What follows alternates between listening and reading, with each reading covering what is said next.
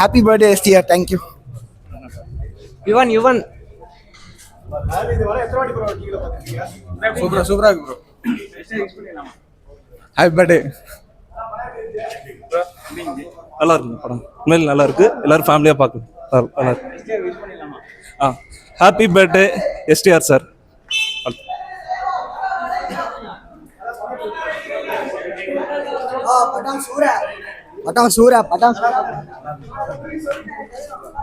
Seriously சொல்கிறேன், ரீரிலீஸில் வந்து பார்த்தோன்னா நிறையா படம் பார்த்துருக்கோம், நிறையா இது பண்ணியிருக்கோம். ஓகே, பட் ஆனால் இந்த படம் ரீரிலீஸ்லேயே பார்க்கும்போது ஒரு சில படம்லாம் ஃப்ரெஷ்ஷாக இருக்குன்னுவாங்க பார்த்தீங்களா. அதில் கில்லி, இந்த மங்காத்தாக்கு அப்புறம் எனக்கு வந்து பெருசாக வந்து இந்த ரீரிலீஸில் புது படம் மாதிரி தெரிஞ்சது வந்து பார்த்தோன்னா மன்மதன் தான் ப்ரோ. சீரியஸ்லி சொல்கிறேன், எப்படி அந்த 2004 வந்து இப்படி செதுக்கியிருப்பாருன்னு தெரில, அப்படி பார்த்து செதுக்கியிருக்காரு. எஸ்டிஆர் சிலம்பரசன் அவர்கள் வந்து சூப்பராகவே பண்ணியிருக்காரு இந்த படத்தில். இதில் பண்ணது மட்டும் இல்லாமல் பர்ஃபார்மர் எஸ்டிஆராக வந்து பார்த்தோன்னா ஜெயிச்சிருக்கிறாரு ப்ரோ. சீரியஸ்லி இந்த கிளைமேக்ஸ்லாம் அந்த சீனை பார்த்துட்டு அழுதுட்டு வரல அப்படின்னா இதெல்லாம் மனுஷனே இல்லை அப்படின்னு நான் சொல்கிறேன். நான் சேலஞ்சு கூட கொடுக்குறேன். அந்த கிளைமேக்ஸ் சீன் வந்து கண்டிப்பாக எவனையாக இருந்தாலும் அழ வச்சிரும். இவர் தான் ஒரு கட்டத்துக்கு மேலே அழு வைக்கிறாரு அப்படின்னு பார்த்தோன்னா, இங்கே நடுவில் வந்து பார்த்தோன்னா மியூசிக்கல் கிங்கு யுவன் சங்கர் ராஜா வேற ஒரு பக்கம் வந்து பார்த்தோன்னா அவரு ஒரு பங்குக்கு அழு வைக்கிறாரு. என்ன பிஜிஎம் ப்ரோ ஒரு போட்டிருக்கிறாரு. சீரியஸாக சொல்ல போனா இந்த ஒரு என்ன ப்ரோ, வாழ்க்கையில் ஜெயிச்சுக்கிட்டே இருக்கிறோம், முன்னாடியே போயிட்டு இருக்கிறோம் அப்படின்றதுக்காக வந்து முக்கியம் இல்லை. ஃபர்ஸ்ட் யார் முன்னாடி போகிறாங்கன்ற முக்கியம் இல்லை, லாஸ்ட் யார் ஃபர்ஸ்ட் வராங்கன்றதான் முக்கியம். வர்றேன் அப்படின்ற அந்த டைலாக்லாம் வந்து பார்த்தோன்னா அது ஒரு ஐகானிக்கான டைலாக். சீரியஸ்லி சொல்ல போதுதான் அதுவாக இருக்கட்டும். அதுக்கப்புறம் வந்து பார்த்தோன்னா கூப்பிட்டனால தான் நீ போனேன், கூப்பிடலாம் போயிருக்க மாட்டேன், கூப்பிட்டனால தான் நீ போனேன், கூப்பிடலாம் போயிருக்க மாட்டேன், ஒருவேளை கூப்பிட்டா போவேன் அப்படின்னு அதுக்கு ஒத்த தேட்டரே கோரஸ் கத்துறாங்க ப்ரோ. அதெல்லாம் ஒரு சீன்லாம் வைப் இருக்குது பார்த்தீங்களா. சூப்பராக இருந்தது. Happy birthday STR. Happy birthday STR. படம் ரொம்ப நாள் கழிச்சு பார்த்தாலும் சூப்பராக இருக்கு. பிஜிஎம் யுவன் சங்கர் ராஜா பிஜிஎம் எப்போவுமே மியூசிக் பேசுது. அப்போவே இப்போ பண்ணுறதெல்லாம் தலைவர் அப்பயே பண்ணிட்டாரு. சூப்பராக இருக்கு, நல்லா இருக்கு. ஓகேங்க. அந்த டைலாக் மனப்பாடமாக சொல்கிறாங்க தேட்டரில் பார்க்கும்போது, அவ்வளோ வைபாக சொல்கிறாங்க அந்த டைலாக். அடுத்து என்ன டைலாக் சொல்ல போகிறாரு அப்படின்னு. என்ன ப்ரோ, இல்லை ப்ரோ சீரியஸாக மன்மதன் 2 வேணான்னு நான் எதிர்பார்க்குறேன். ஸோ ஏன்னா இந்த மாதிரி நிறையா படம் வந்துருக்குது அந்த பாணியிலேயே. ஆக்சுவலாக இதே சிவப்பு படத்தோட ரீமேக் தான். அதனால் இதை பார்ட் 2 எடுக்க வேணும். கவுண்டமணிலாம் சொல்லவா வேணும். அவர் படம்லாம் இது வரைக்கும் ஒரு படமாவது அவர் காமெடியாக நடித்த படம் ரீரிலீஸ் பார்த்தாகணும் அப்படின்னு ரொம்ப நாள் வெயிட் பண்ணிட்டு இருந்தேன். அதில் அதிர்ஷ்டவசமாக மன்மதன் ஒதுக்கி சித்தி இருக்குது. ஸோ கவுண்டமணி காமெடிலாம் என்ஜாய் பண்ணி பார்க்குறதா இல்லை. சந்தானம் வந்து இதான் இன்ட்ரடியூஸ்ன்னு நினைக்கிறேன். ஸோ அவர் பங்குக்கு ஒரு காமெடி பண்ணியிருக்கிறாரு. இவராக இருக்கட்டும், சத்யன் கூட வந்து அந்தந்த சீனுக்கு ஒரு காமெடி வந்து கொடுக்குறாரு. டபுள் ரோல் நடிச்சிருக்காரு. அது எப்படி தான் சொல்கிறேன்ல, ரெண்டு ரோலும் வேரியேஷனாக நடிச்சிருக்கிறாரு. ஒரு வந்து பார்த்தோன்னா மாசா கெத்தா லுக்கா அப்படி நடித்த ஒரு எஸ்டிஆரும் இருக்கிறாரு. அதே மாதிரி ரொம்ப இன்னசென்ட்டாக ரொம்ப சப்பியாக அந்த மாதிரி ஒரு எஸ்டிஆராகவும் நடிச்சிருக்கிறாரு. அந்த 2 வேரியேஷனுமே ரொம்ப சூப்பராக இருந்துச்சு. நல்லா இருந்துச்சுண்ணா, நல்லா இருந்துச்சு. அருமையான படம்ண்ணா. அப்போ பார்க்கல, இப்போ பார்த்தேன். தர அட்மேன் 1098 ரீல்ஸ் ஸ்டோரி போட்டிருக்கிறேன் தலைவனுக்கு. அட்மேனுக்கு ஹாப்பி பர்த்டே அட்மேன் எஸ்டிஆர். ஜோதிகா சிம்புலாம் வந்து பார்த்தோன்னா எனக்கு தெரிஞ்சு இவங்க பேர் அதாவது சிம்புக்கு நிறைய ஹீரோனி ஜோடியாக பண்ணியிருக்காங்க. ஆனால் அவங்க 2 பேரோட பேர் மன்மதனாக இருக்கட்டும் சரவணாவாக இருக்கட்டும் அவங்க பேரே தனி அப்படின்னு தான் சொல்லணும். ஏன்னா செக்கச்சவந்த வானம்ல வர நடிச்சிருப்பாங்கல்ல அப்படின்னு. ஆனால் இந்த படம்லாம் ப்ரோ நான் இது வரைக்கும் எத்தனை வாட்டி பார்த்துருப்பேன்னு கணக்கே இல்லை. மன்மதனாக இருக்கட்டும், வல்லவனாக இருக்கட்டும், இந்த மாதிரி இந்த மாதிரி படம் பார்த்துருப்பேன்னு எனக்கே தெரியல சீரியஸாக. ஆனால் இந்த தேட்டரில் பார்க்கும்போதெல்லாம் அந்த புது படம் மாதிரி இருக்குது. ஆனால் அந்த வருஷத்துலேயே வந்து பார்த்தோன்னா தலைவர் வந்து கான்ட்ரவர்சியாகவே பேசியிருக்காரு பார்த்தீங்களா.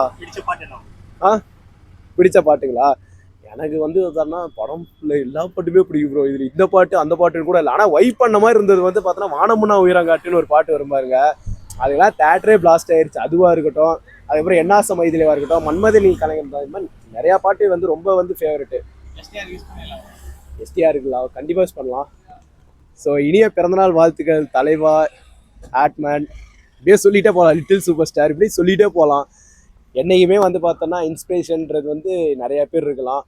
ஆனால் அதில் ஒரு வந்து முக்கியமான இன்ஸ்பிரேஷன் அப்படின்னாலே அது நீங்கள் தான். ஏன்னா உங்களை பார்த்து தான் இதுவும் வளர்ந்தது, இதுவும் வந்திருக்கிறது. அதை வந்து மறுக்க முடியாத உண்மை. ஸோ கண்டிப்பாக இந்த வருஷத்தில் நிறையா படம் பண்ணுங்க.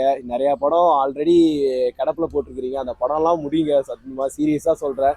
இனி உங்கள் படம் வரும்போது கண்டிப்பாக வந்து தேட்டரே தீபாவளியாக இருக்கும். ஸோ கண்டிப்பாக படம் பண்ணுங்க. அடுத்து வந்து நீங்கள் தான் நிரூபிங்க. ஏன்னா இப்போ ஒரு சில பேர்லாம் வந்து பார்த்தோன்னா இப்போ வந்து பார்த்தோன்னா திடீர் சூப்பர் ஸ்டார், திடீர் தளபதி அப்படின்னு வந்து சொல்லிட்டு இருக்கிறாங்க இதை. ஆனால் உண்மையான திடீர் தளபதி யாருக்கு தெரியுமா வந்து செட் ஆகும்னா எஸ்டிஆருக்கு தான் ப்ரோ. தளபதிக்கு அப்புறம் எஸ்டிஆர் தான் என்றைக்குமே நான் சொல்கிறேன். அதை யாராலையும் மறக்கவே முடியாது, மறுக்கவும் முடியாது. ஸோ இனிமேல் வந்து எஸ்டிஆர் வந்து அவரோட எம்பையர் இருக்குது. கண்டிப்பாக அரசன் படம் வருது, அதுக்கு ரொம்ப எதிர்பார்க்குறேன். கண்டிப்பாக வரும்னு வெயிட் பண்ணுறேன். அடுத்த ரீரிலீஸ் வருது எந்த படம் பண்ணலாம் அப்படின்னா நான் வந்து வல்லவன் குத்துலாம் எதிர்பார்க்குறேன். கண்டிப்பாக அந்த படம் வரும். அப்படி வானம் எனக்கு ரொம்ப ஃபேவரட் ப்ரோ. இந்த யாராவது பார்த்தீங்கன்னா அந்த படம் ரீரிலீஸ் தாராளமாக பண்ணுங்க அப்படின்றத நான் கேட்டுக்கிறேன். Okay bro, thank you. வாங்க பேசுங்க. நல்லா இருக்கும், நல்லா இருக்கும்.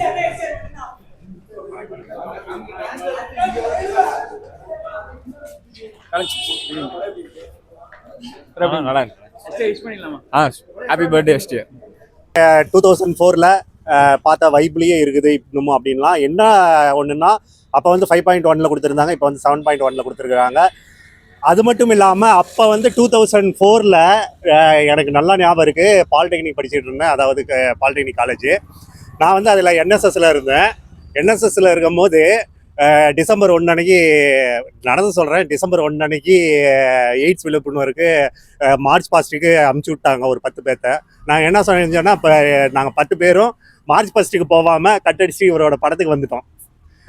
அது மறக்கவே முடியாதுன்னா பார்த்தீங்கன்னா கடைசியில் பார்த்தீங்கன்னா காலேஜில் போய் நின்னது தான், மறுநாள் போய் நின்று திட்டு வாங்கினது தான் மிச்சம்லாம் இவரோட படத்தை பார்த்துட்டு.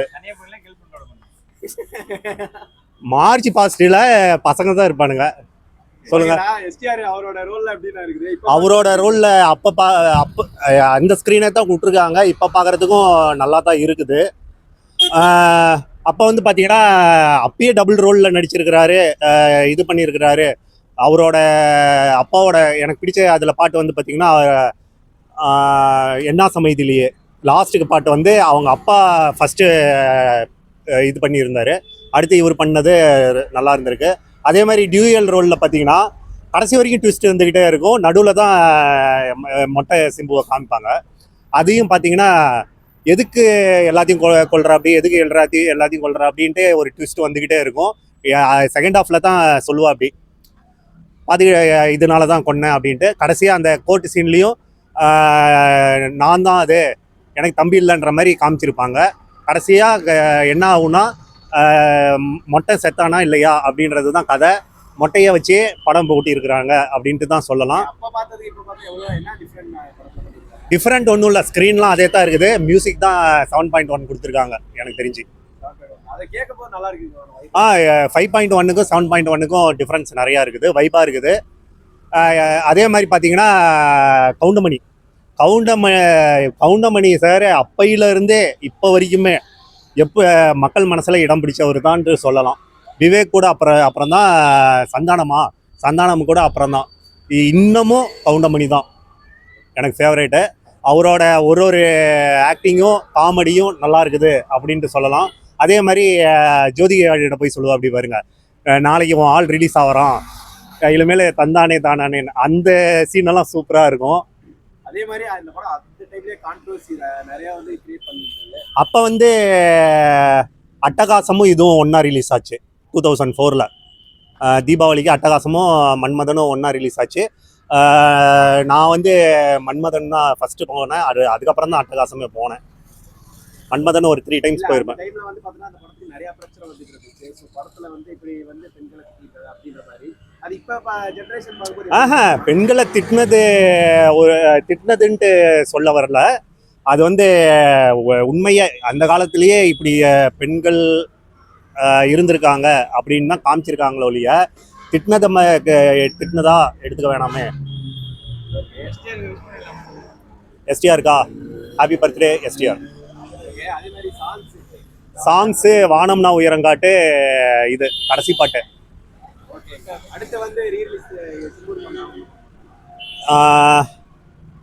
வல்லவன் வானம்.